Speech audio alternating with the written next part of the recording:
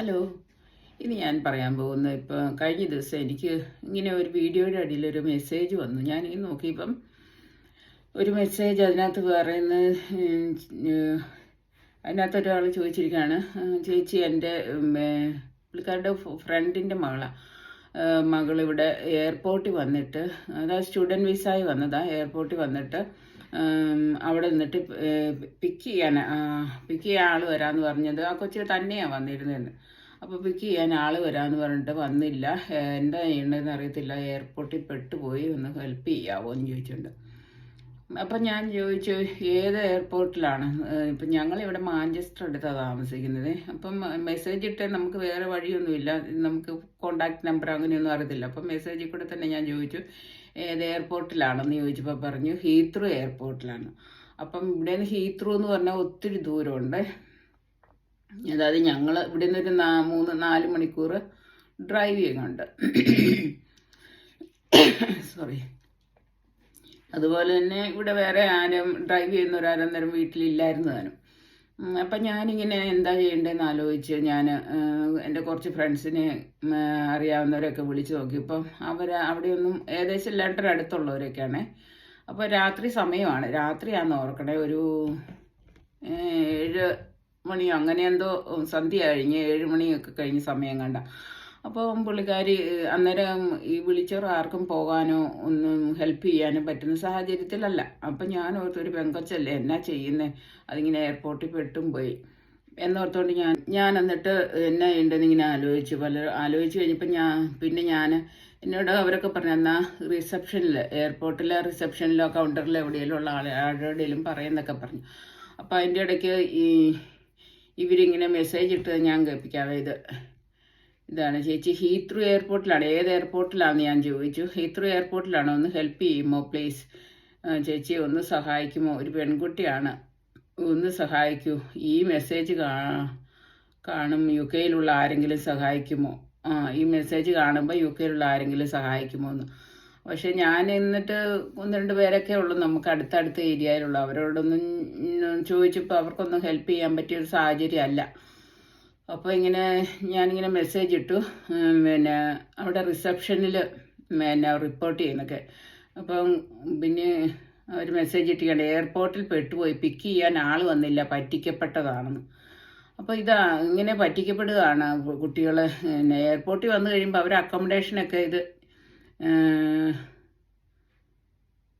അപ്പം ഞാനിങ്ങനെ ചോദിക്കുന്നുണ്ട്, ഏജൻസിയുടെ നമ്പർ തരുവാണെങ്കിൽ ഞാൻ വിളിച്ച് നോക്കാം, അല്ലേ അങ്ങനെ ചോദിക്കുന്നുണ്ട്. അപ്പം ഞങ്ങൾ ചോദിച്ചു കഴിയുമ്പം ഇവർ പത്തനംതിട്ടയിലാണ്. അപ്പം ഞാൻ പറഞ്ഞു കുട്ടിയുടെ പേരും ഏജൻസിയുടെ ഫോൺ നമ്പറും തരുവാണെങ്കിൽ ഞാൻ വിളിച്ച് നോക്കാം. അപ്പോൾ അവരെ കോണ്ടാക്ട് ചെയ്തിട്ട് അവരോട് ചോദിക്കാമെന്ന് ഓർത്തുണ്ടായിരുന്നു. അപ്പം കുട്ടിയുടെ പേര് എനിക്ക് തന്നു. പക്ഷേ ഏജൻസി അവർ നാട്ടിലുള്ള ഏജൻസിയാണ്, നാട്ടിലുള്ള ഒരു പ്രമുഖ ഏജൻസിയൊക്കെയാണ് കാര്യം പറഞ്ഞാൽ. പക്ഷെ എന്നിട്ട് ഏജൻസിയാണ്,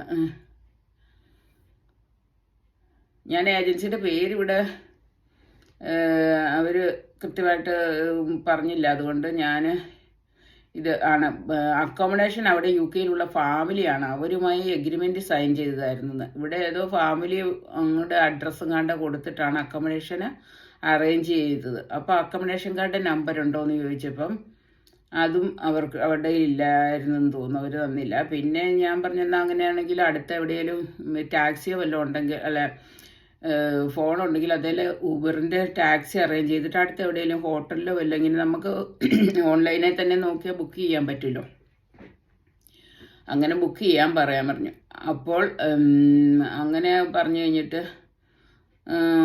അതല്ല നമ്മൾ നോക്കിയിട്ട് വേറെ മാർഗമൊന്നും കാണുന്നില്ല, എന്താ ചെയ്യുന്നത്, അല്ലേ എയർപോർട്ടിൽ അവർ ഹെൽപ്പ് ചെയ്യും എന്ന് ഞങ്ങൾ വിചാരിച്ചു.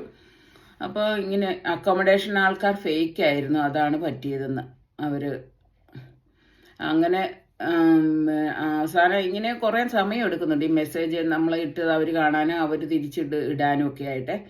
അപ്പോൾ അവസാനം നമ്മളും എന്നാ ചെയ്യുന്നതെന്ന് ഓർത്തുകൊണ്ട് വിഷമിച്ചിരിക്കും കേട്ടോ. ഒരു പെങ്കൊച്ചല്ലേ, എയർപോർട്ടിൽ പെട്ടുപോയി, ഒരു അന്യരാജ്യത്ത് വന്നതാണ്, അതിന് ഒന്നും അറിയത്തില്ല.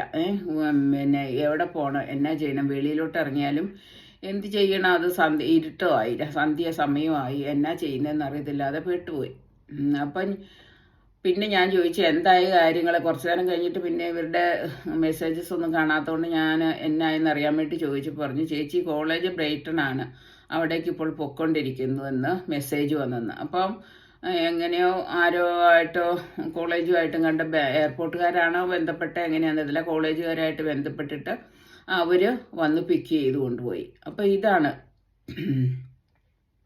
അവരെ പിന്നെ ഒത്തിരി താങ്ക്സ് ഒക്കെ പറഞ്ഞ് മെസ്സേജ് ഇട്ടിട്ടുണ്ട് കേട്ടോ, നമ്മൾ ഇത്രയെങ്കിലും ഹെൽപ്പ് ചെയ്യാൻ ശ്രമിച്ചതിനെന്നൊക്കെ പറഞ്ഞുകൊണ്ട്.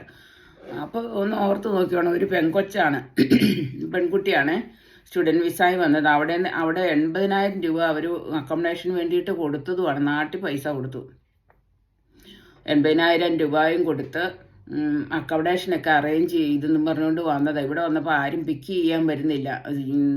ശരിക്കും ഏജൻസിയിൽ നിന്ന് ഒരാൾ വന്ന്, ഏജൻസി അറേഞ്ച് ചെയ്തിരിക്കുന്ന ഒരാൾ വന്നിട്ട് പിന്നെ പിക്ക് ചെയ്ത് കൊണ്ടുപോകേണ്ടതാണ് ഇവരെ. അങ്ങനെ വന്നിട്ടില്ല. അപ്പോൾ കൊടുത്ത പൈസയും പോയി. ആ കുട്ടി എത്രമാത്രം മാനസികമായിട്ടും വിഷമിച്ചു, പിന്നെ ടെൻഷൻ എടുത്തു. നമുക്ക് അറിയാമല്ലോ, ഒരു അന്യരാജ്യത്ത് ഭാഷ ഇംഗ്ലീഷ് അറിയാമെന്ന് പറഞ്ഞാലും ഇവിടെ വന്നു കഴിയുമ്പം അതൊരു വലിയ ബുദ്ധിമുട്ടാണ്. ആദ്യമൊക്കെ ഇവരുടെ ആക്സെൻ്റൊക്കെ കേട്ട് മനസ്സിലാക്കാൻ കുറച്ച് ബുദ്ധിമുട്ടുണ്ട്. അങ്ങനെ ആരെ വിളിക്കണം, ആരെ കോണ്ടാക്ട് ചെയ്യണം, ഇവിടെ ഒരു പരിചയമുള്ള നമ്പറൊന്നും ആ കുട്ടിക്ക് ഇല്ലായിരുന്നെന്ന് തോന്നുന്നു, പരിചയമുള്ള ആൾക്കാരൊന്നേ. അങ്ങനെ വിഷമിച്ച് ഞങ്ങളും, നമുക്ക് ഇത് കേൾക്കുമ്പോൾ നമുക്കും വിഷമാകില്ലേ, എന്നാലും ഒരു പെൺകുട്ടിയല്ലേ, എന്നാ ചെയ്യുന്നതെന്ന് ഓർത്തോണ്ട്. അങ്ങനെ അവസാനം പിന്നെ ഈ മെസ്സേജ് കണ്ടപ്പോൾ നമുക്ക് സമാധാനമായി. ഏതായാലും അതിന് കോളേജുകാർ വന്ന് കൂട്ടിക്കൊണ്ട് പോയല്ലോ. എന്നാലും ഇനിയിപ്പോൾ ഇത് ഞാനിപ്പോൾ പറയുന്നത് എന്തിനാന്ന് ചോദിച്ചാൽ, ഇനി പെൺകുട്ടികൾ, പ്രത്യേകിച്ചും പെൺകുട്ടികൾ, ഇതിനു മുന്നും കുറച്ച്, അത് 1-2 വർഷം മുന്നേ ഞാനൊരു വീഡിയോ ഉണ്ടായിരുന്നേ. ഇങ്ങനെ ഒരു ഒരു ആൺകുട്ടിയാണ്, അത് ഇങ്ങനെ എയർപോർട്ടിൽ വന്നിട്ട് അതിനെയും പിക്ക് ചെയ്യാൻ ആരും വന്നില്ല. അവസാനം ഇങ്ങനെ അത് പിന്നെ ഒരു മലയാളി ഫാമിലിയെ കണ്ടുപൊട്ടി. അപ്പോൾ അവർ കൊച്ചിനെ സഹായിച്ച് അക്കോമഡേഷനിലേക്ക് കൊണ്ടാക്കുകയോ, അക്കോമഡേഷൻ ഹോട്ടലിലും കണ്ട് അക്കോമഡേഷൻ എടുത്ത് അങ്ങനെ കൊണ്ടാക്കുകയൊക്കെ ചെയ്തു. അപ്പോൾ ഇങ്ങനെ ധാരാളം പേർക്ക് ഇങ്ങനെയുള്ള ഫേക്ക് ആയിട്ടുള്ള അക്കോമഡേഷൻ എങ്ങനെ ഇവർ കാണിക്കുന്നതെന്ന് അറിയത്തില്ല കേട്ടോ, അറേഞ്ച് ചെയ്യുന്നുണ്ട്. എന്നിട്ട് പൈസയും മേടിച്ചിട്ട് ഇങ്ങോട്ട് വിടും. ഇവിടെ വന്നു കഴിഞ്ഞിട്ട് ആരെയും കോണ്ടാക്ട് ചെയ്യാൻ ശ്രമിക്കുമ്പം ആരെയും കോണ്ടാക്ട് ചെയ്യാൻ, ഇവരുടെ ഏജൻസികളെയോ അല്ലെങ്കിൽ അക്കോമഡേഷന് കാരെയോ ഒന്നും കോണ്ടാക്ട് ചെയ്യാൻ പറ്റുന്നില്ല. അങ്ങനെ പറ്റിക്കപ്പെടുന്നുണ്ട്. അപ്പോൾ അതുപോലെ ഇവിടെ പിന്നെ ഈ ലഗേജും കാര്യങ്ങളും എല്ലായിട്ടും ഒരു ദീർഘദൂര യാത്രയും കഴിഞ്ഞ് ഒരു അന്യരാജ്യത്ത് വന്ന് പോയി കഴിയുമ്പോൾ ഇങ്ങനത്തെ ഒരവസ്ഥ വരുമ്പോഴുള്ള മാനസികാവസ്ഥ നമുക്ക് പറഞ്ഞറിയിക്കാൻ പറ്റിയല്ലേ. അപ്പോൾ ഇങ്ങനെയുള്ള കാര്യങ്ങൾ വരാതിരിക്കാൻ വേണ്ടിയിട്ട് എല്ലാവരും അതിനുള്ള മുൻകരുതൽ എടുക്കണം ഇങ്ങോട്ട് പോരുന്നതിന് മുന്നേ. അപ്പോൾ ഇവിടെ ആരെങ്കിലുമൊക്കെ പരിചയമുള്ള എങ്ങനെയെങ്കിലുമൊക്കെ ആൾക്കാരുടെ നമ്പരൊക്കെ മേടിച്ച് വെക്കണം.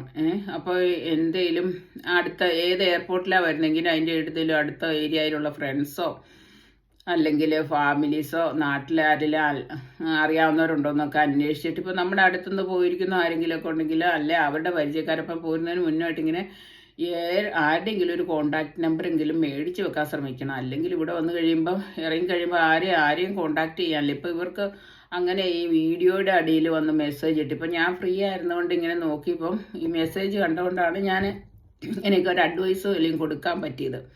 അപ്പം അങ്ങനെയൊക്കെയുള്ള കാര്യങ്ങൾ സത്യമാണെന്നുള്ളത് ഇപ്പം നമുക്ക് ഇങ്ങനെ ഒത്തിരി കേട്ടിട്ടുണ്ടെങ്കിലും നമ്മുടെ അനുഭവത്തിൽ കൂടെ തന്നെ മനസ്സിലാവുന്നുണ്ട്. അപ്പം ഇങ്ങനെ ഈ പിന്നെ സ്റ്റുഡൻറ്റ് വിസായി വരുന്ന പിള്ളേരെ അവരെത്രമാത്രം രൂപ കടമൊക്കെ എടുത്തിട്ടാണ് സാധാരണ ഉള്ള കുട്ടികളൊക്കെ വരുന്നത്. അവരെ ഇങ്ങനെ കളിപ്പിക്കുകയും കൂടെ ചെയ്യുന്ന ഒത്തിരി കാര്യങ്ങൾ ഇവിടെ നടക്കുന്നുണ്ട്. അതുപോലെ തന്നെ ഈ വേറൊരു കാര്യമുള്ള എന്നാണെന്നറിയാവോ, ഇപ്പം എന്നോട് ഇങ്ങനെ നേരിട്ട് പരിചയപ്പെട്ടെന്നും പറഞ്ഞുകൊണ്ട് ഒരാൾ പറഞ്ഞതാണ്, സ്റ്റുഡൻസ് അങ്ങനെ അവർ പറഞ്ഞു, ഇവിടെയുള്ള സ്റ്റുഡൻസ് തന്നെ പറഞ്ഞു, അവരുടെ കൂടെയുള്ള സ്റ്റുഡൻസ് കുറച്ച് പേര് ഈ പൈസയ്ക്ക് ബുദ്ധിമുട്ട് വരുമ്പോൾ ആൾക്കാർ പല കാര്യങ്ങളും ചെയ്യുന്നുണ്ട് ഇവിടെ വന്നു കഴിയുമ്പോഴേ. അപ്പോൾ ഈ ഇവിടെയുള്ള 1-2 സ്റ്റുഡൻസിനെ അവർക്ക് അറിയത്തുള്ളൂ. അവരിങ്ങനെ നാട്ടിലുള്ള സ്റ്റുഡൻസിനോട് ഇങ്ങോട്ട് പോരാനായിട്ട് ആഗ്രഹിച്ചിരിക്കുന്നവരോട് പറയും, ഇവിടെ ഇങ്ങനെ എല്ലാം ശരിയാക്കി തരാം, ഇങ്ങോട്ട് കൊണ്ടുവരാമെന്നൊക്കെ പറഞ്ഞുകൊണ്ട് അവരോട് 2 ലക്ഷമോ 3 ലക്ഷമൊക്കെ രൂപ മേടിക്കുന്നുണ്ട്. അങ്ങനെ മേടിച്ചിട്ട് പിന്നെ ഇവർക്കുണ്ടോ കൊണ്ടുവരാൻ പറ്റുള്ളൂ, അങ്ങനെ ആർക്കും കൊണ്ടുവരാൻ പറ്റത്തില്ല. അങ്ങനെയും നാട്ടിലെ ആൾക്കാരെ പറ്റിക്കുന്നുണ്ടെന്നാണ് പറയുന്നത്. അപ്പം പിന്നെ ഇവർ കോണ്ടാക്ട് ചെയ്യാതിരുന്നാൽ പോരെ, ആരറിയുന്നു. അപ്പം അങ്ങനെ ഏതെങ്കിലും ഇങ്ങോട്ട് ഇവിടെ വന്നിരിക്കുന്ന സ്റ്റുഡൻസ്, അതൊക്കെ ആൺപിള്ളേരാണെന്ന് തോന്നുന്നു കൂടുതലും കാണിക്കുന്നത് കേട്ടോ. ഏതെങ്കിലും സ്റ്റുഡൻസ് ഇങ്ങനെ അങ്ങനെ നിങ്ങളെ ഇങ്ങോട്ട് കൊണ്ടുവരാൻ, ഇങ്ങനെ ഹെൽപ്പ് ചെയ്യാന്നൊക്കെ പറഞ്ഞിട്ട് പൈസ ചോദിച്ചാൽ ആരും കൊടുക്കരുത്. അതൊക്കെ വെറും കളിപ്പീരാണ്. അങ്ങനെയുള്ള പിന്നെ ശരിക്കും അറിയാവുന്ന ഒരാൾ അങ്ങനെ ഇങ്ങനെയുള്ളൊരു സംഭവം ഉണ്ടായിട്ടുണ്ടെന്നുള്ളതും എന്നോട് പറഞ്ഞതാണ്. അപ്പോൾ എല്ലാവരും വളരെ കെയർഫുൾ ആയിരിക്കണം. ഇവിടെ നമ്മുടെ മലയാളികൾ തന്നെ മലയാളികളെ തന്നെ പറ്റിക്കുന്നുമുണ്ട് കേട്ടോ. അതുകൊണ്ട് നമ്മൾ മലയാളിയല്ല എല്ലാവരെയും എന്നും പറഞ്ഞുകൊണ്ട് നമുക്ക് എല്ലാവരെയും വിശ്വസിക്കാൻ പറ്റത്തില്ല. അങ്ങനെ ഈ മലയാളി ഏജൻസികളാണല്ലോ ഇങ്ങനെയുള്ള കാര്യങ്ങളെല്ലാം ചെയ്യുന്നത്. ഇങ്ങനെയുള്ള പറ്റീരും കാര്യങ്ങളും പൈസയ്ക്ക് വേണ്ടിയിട്ട്. ഇവിടെ വന്ന് പൈസ ഇല്ലെന്നായി കഴിയുമ്പോൾ ഞാൻ നാട്ടിൽ നിന്ന് കടവും കാര്യങ്ങളും എടുത്തുള്ള അവരും വന്നിരിക്കുന്നത്. അപ്പോൾ പൈസ ഇല്ലാതെ പെട്ട് കഴിയുമ്പോൾ അവരൊക്കെ എന്ത് വേണമെങ്കിലും പിന്നെ പല കാര്യങ്ങളും ചെയ്യാൻ വേണ്ടിയിട്ട് തയ്യാറാവുകയാണ്. അപ്പോൾ അങ്ങനെയുള്ള ഒരു കാര്യങ്ങളൊക്കെ വരുമ്പോൾ നമ്മൾ ഇങ്ങോട്ട് പോരുന്നതിന് മുന്നേ വളരെയധികം ശ്രദ്ധിക്കണം. അപ്പോൾ ഇനിയിപ്പം അടുത്ത ഇന്ത്യക്ക് വരുന്നത് ജനുവരി ഇന്ത്യക്ക് 2025 അപ്പോൾ അതിന് വേണ്ടിയിട്ട് ഇങ്ങോട്ട് പോരാൻ വേണ്ടി തയ്യാറെടുക്കുന്ന എല്ലാവർക്കും വേണ്ടിയിട്ടുള്ള ഒരു വീഡിയോയാണ് ഞാനിത്. എല്ലാവരും ഒന്ന് അറിഞ്ഞിരിക്കാൻ വേണ്ടിയിട്ട് ഞാനിത് എൻ്റെ ഈ അനുഭവം ഒന്ന് പങ്കുവെക്കാമെന്ന് വിചാരിച്ചു. അപ്പോൾ ആർക്കെങ്കിലുമൊക്കെ ഹെൽപ്ഫുൾ ആകുന്നുണ്ടെങ്കിൽ ആകട്ടെ. അപ്പോൾ എല്ലാവരും വളരെ കെയർഫുൾ ആയിരിക്കണം. ഇങ്ങോട്ട് വരുന്നതിന് മുൻപേ ഇവിടുത്തെ ആരുടെയെങ്കിലും ഒരു കോണ്ടാക്റ്റ് നമ്പർ എങ്ങനെയെങ്കിലും മസ്റ്റായിട്ട് മേടിച്ച് വെക്കണേ. എന്നിട്ട് ഫോണിൽ കോണ്ടാക്ട് ചെയ്യാമല്ലോ, വാട്സാപ്പിലൊക്കെ ചെയ്യാമല്ലോ. അവിടെ എയർപോർട്ടിലേക്ക് വന്നു കഴിയുമ്പോൾ വൈഫൈ ഒക്കെ കിട്ടും. അപ്പോൾ അങ്ങനെ കോണ്ടാക്ട് ചെയ്യാമല്ലോ. അങ്ങനെയുള്ള കാര്യങ്ങളൊക്കെ കൃത്യമായിട്ട് ഒന്ന് അറിഞ്ഞു വെക്കണം. പിന്നെ ഇവിടുത്തെ കാര്യങ്ങൾ അറിയാവുന്നവരുണ്ടെങ്കിൽ കുറേ കാര്യങ്ങളൊക്കെ ചോദിച്ച് മനസ്സിലാക്കി വെച്ചിട്ട് വേണം വരാനേ. അപ്പോൾ ഇത്രയൊക്കെയാണ് എനിക്കിന്ന് നിങ്ങളോട് പറയാനുള്ളത്. അപ്പോൾ അടുത്ത വീഡിയോയുമായി വരുന്നവരെ എല്ലാവർക്കും ബൈ.